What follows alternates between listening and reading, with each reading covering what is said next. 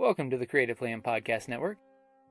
Join us as we share our favorite RPGs, one-shot games, tabletop games, reviews of items, and convention panels, and other exciting things that we run into from time to time. Sit back and enjoy the show.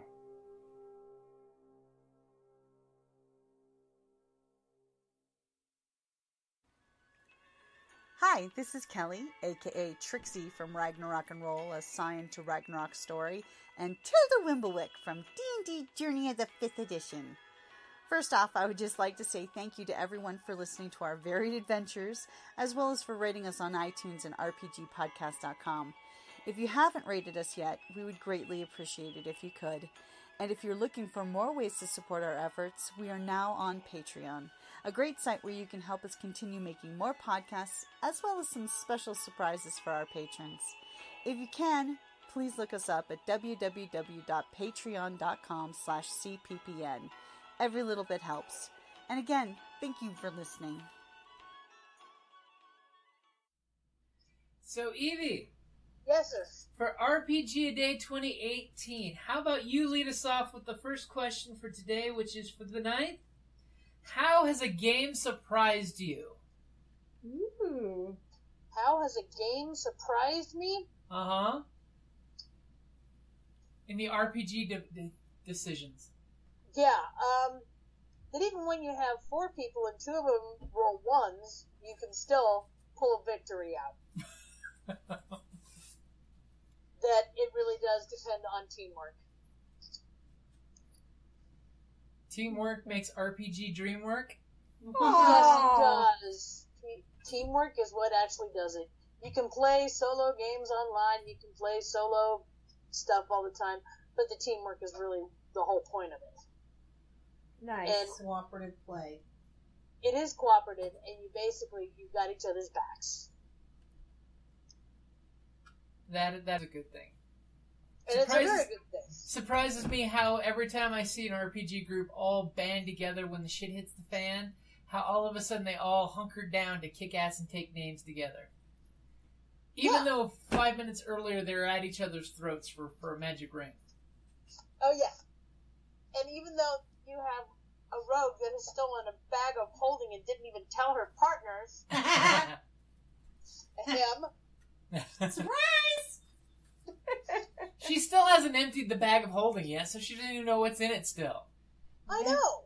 Well, that's because we had to end. She had to go to work the next day. True that. Yeah. Okay, so Kellie, I'll pick you next. Oh, hold on. So, August the 9th. How has a game surprised you? If I were to pick a specific instance, Scion game NPC, was we were working with him and stuff, and turns out he was the bad guy all along. He was working for the bad guys. Oh, that was a good one. Yeah, the Aztec Cortez.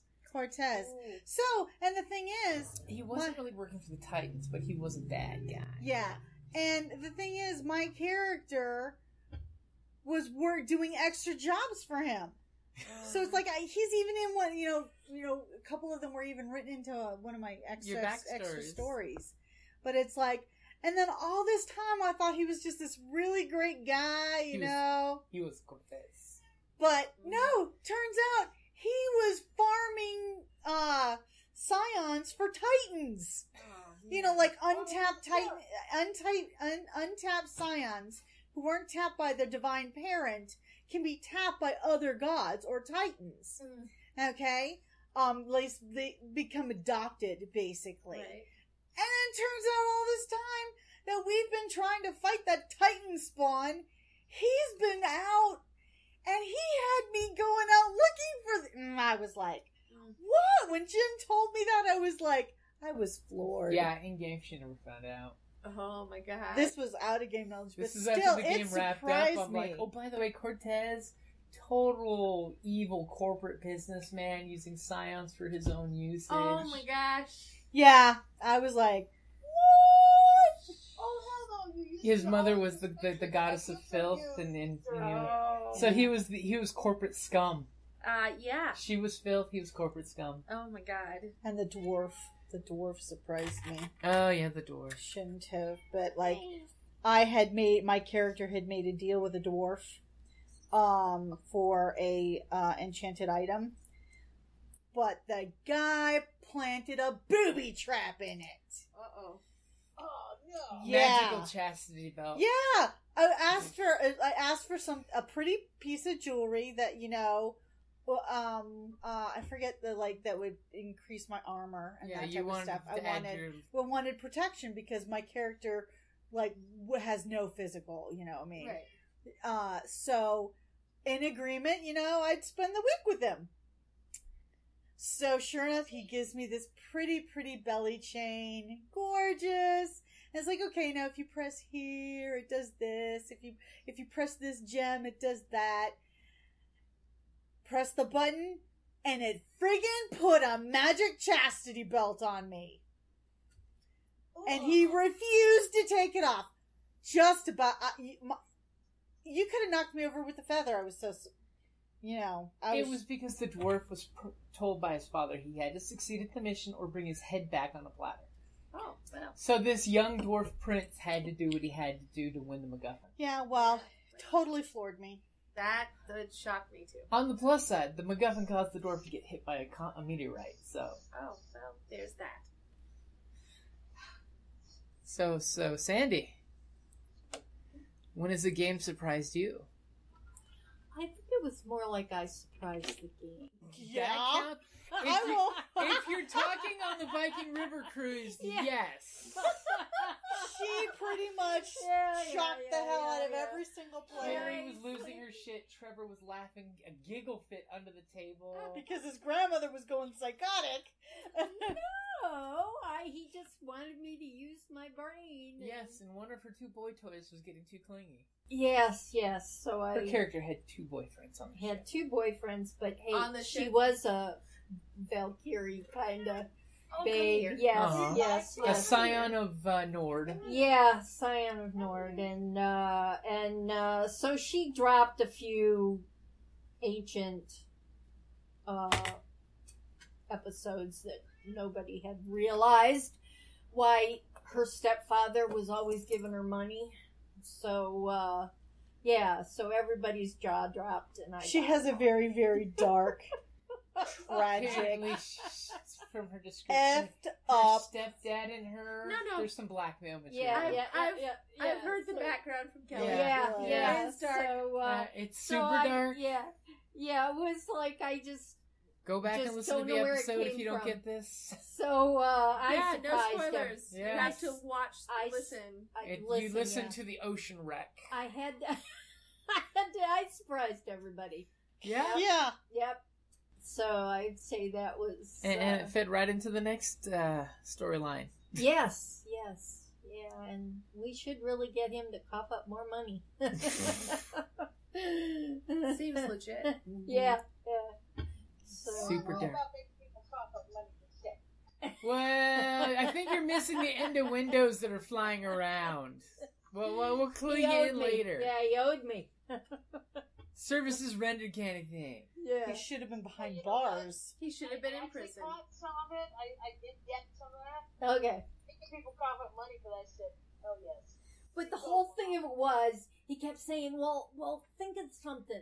And by the way, she means me. Yeah. Because I was trying to get her to flex her role-play muscle. Yeah, he wanted me to flex my role-playing muscle, and I did. Yeah.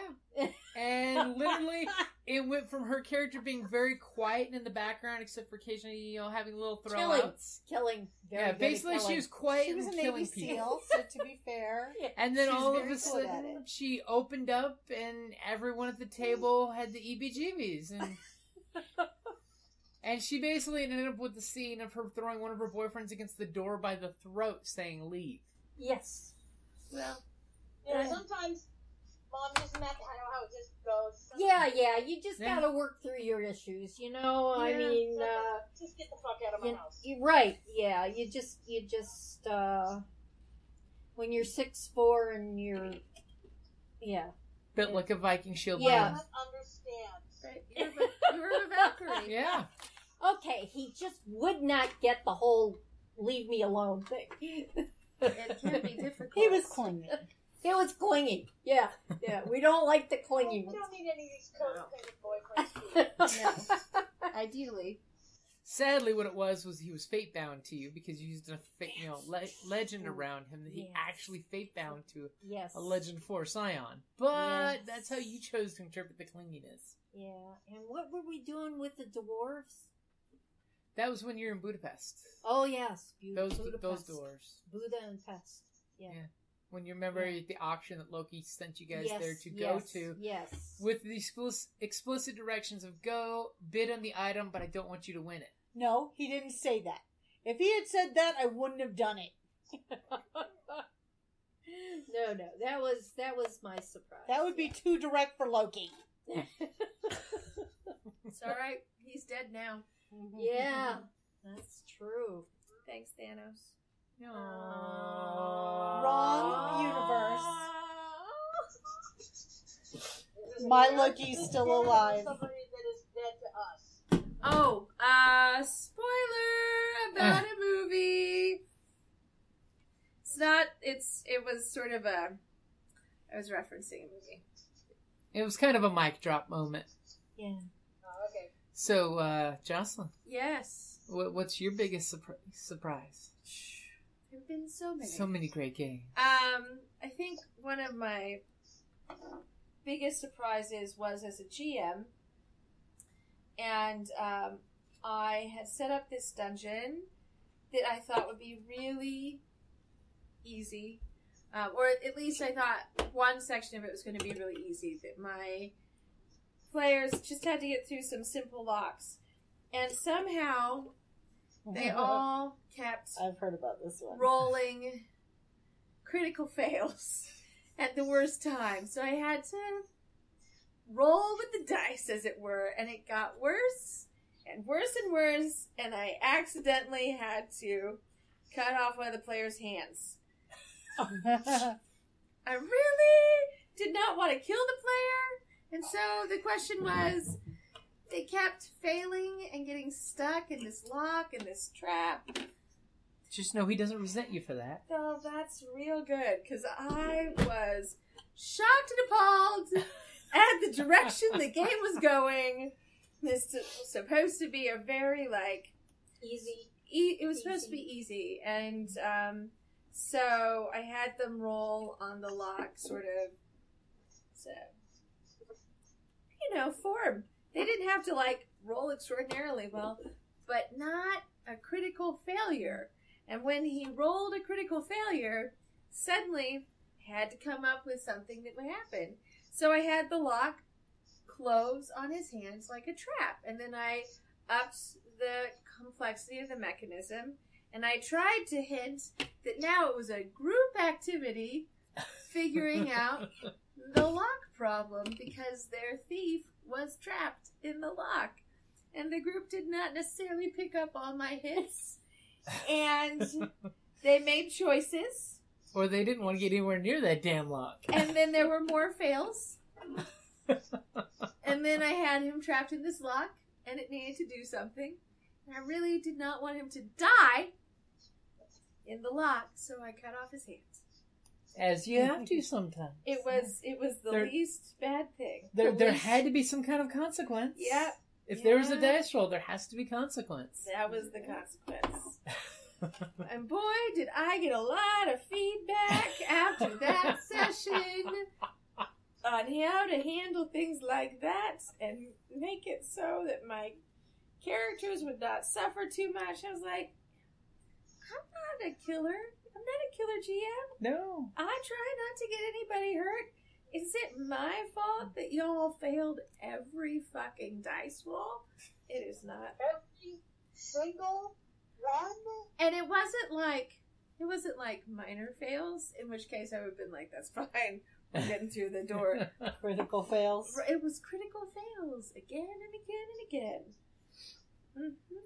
Because that's what happens when you trust the dice. The dice will always betray you one way or another. Yeah, no. The dice are trying to kill you. You do know this. Well, but I was the GM, so I was not expecting the dice to kill my players. You're expecting the dice to give them critical success and make them breeze through Or things. really, they just had to not roll critical fails. So even if they'd rolled really low, I've been like, that's all you need. That's what you get through the lock slowly. Your lock picks broke, but you spit on the lock and you used your blood and your fingernails and you got through. I don't know. I would have rolled with it, but Who instead, knew? He can use both his blood and his fingernails from the severed hand. It's in the lock. that's how they got through. So I really thought they were not even going to get past it after he lost his hand, and I was like, what do I do? This is unexpected. Surprise. Situation normal. It was my first game I ever ran, and I definitely learned some things about that. But yeah, it was bloody. Hey, but that can be fun. Well, it's left a great story. Yeah. And by the way, Jim and Kellie both know this anecdote, and they were not even in the game. Yeah. They just know the person who was playing the character. Yeah. So it lives on. My moment of infamy. Oddly enough, showing what a small world of gaming it is, that player worked with me at the time, and I heard the story in the morning. And we hadn't even met yet. No, you guys hadn't met yet. No. No, it is. cut my hand off. Because we always had our what did you game last night and have happen story session at work. No shit. There I was. And then she cut off my hand. And then they call me Five Finger. I think we determined we were going to give him a fake steam-powered hand after that. Mm-hmm. So, yeah, that was shocking. So I would have to say my most surprising moment would be the first time I ever showed up to GM a game and had zero preparation time to run a game and pretty much pulled the entire game out of my ass, and everyone had amazingly good time and did not realize I pulled it all out of my ass. That's because you give good flavor text, baby. Well, that, and I listened to the players as they, played, and much like Carrie does often in our games, they're like, I bet you this and this and this, and now I'm scribbling down notes really quick of, yeah, sure, that sounds great. That's it. Yeah, we'll go with that. Sure. Well, So never be afraid to erase your GM ideas and go with your players' ideas out there, because they might be better, and they might fit the tropes that the group's expecting better. So you don't have to worry about showing up with an entire 15 adventure session campaign idea. Just show up with something that'll have fun with the group. yeah, Fiona agrees. Yeah, Fiona agrees. Mm-hmm. Just like I always tell the GMs I've been trying to mentor for Star Wars. Show up with 3 encounters. The dice will do the rest of the game for you. That's true. I That's true. love narrative dice. Because it all comes down to the dice. Yep. And the players. And the cats. And the Oh, cats. Fiona's coming over to say hi. Yes. Hi, little girl. Having the cats. It's very important, gaming with cats. Are you kidding? We still have to play The Secret Life of Cats. Yes! Oh my god, I still want to play that. Zoe keeps reminding me that we got to play that We when have to do that. she's back in town. The Which- Secret Life of Cats? It's a Fate system game. It's a bit of a more advanced RPG.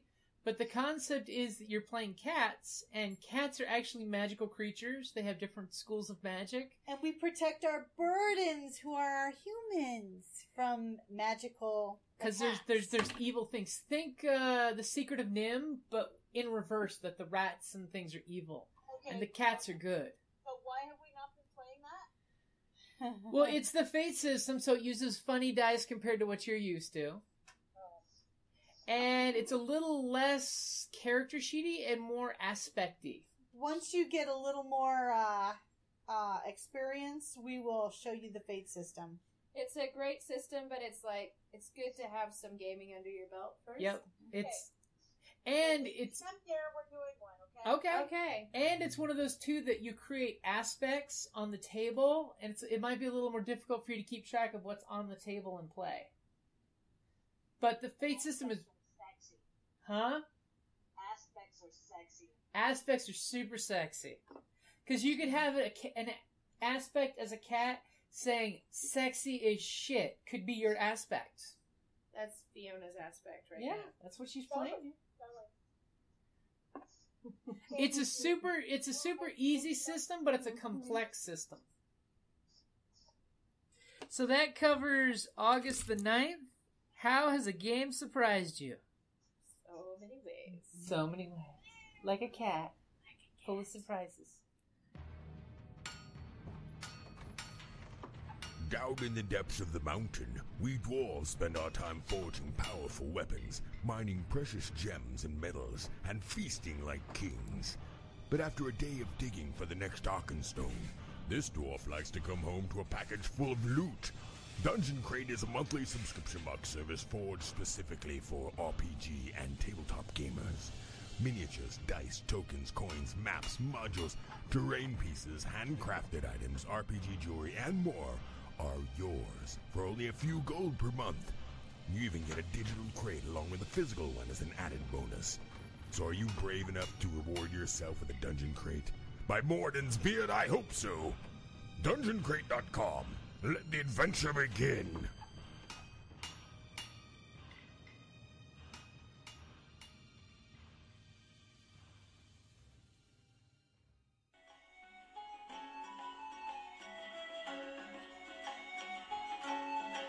Thank you for listening to the Creative Play and Podcast Network.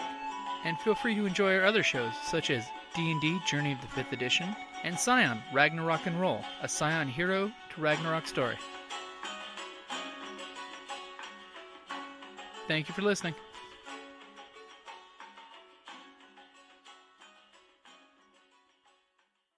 So, Evie, we have a question. Okay. Where can people buy your buttons online? Do you have an Etsy store? We've got a Zibbit store. What's a Zibbit? I've never heard of that. What is that? It's like Etsy used to be before they started letting people who do like resale stuff and sell on Etsy. So it's a crafter's So it's Etsy? all makers. It's all maker stuff. It's stuff like that. Have you guys considered Artfire? What? Artfire is like Etsy before Etsy became more commercial too. I don't know. Renee looked at several different places before we just decided on this. Okay. So we do have a Zibbit store. I don't have pictures and stuff on there because my stuff has changed so rapidly. Right. But the buttons are going to be hitting there Good. after this run fair. Excellent.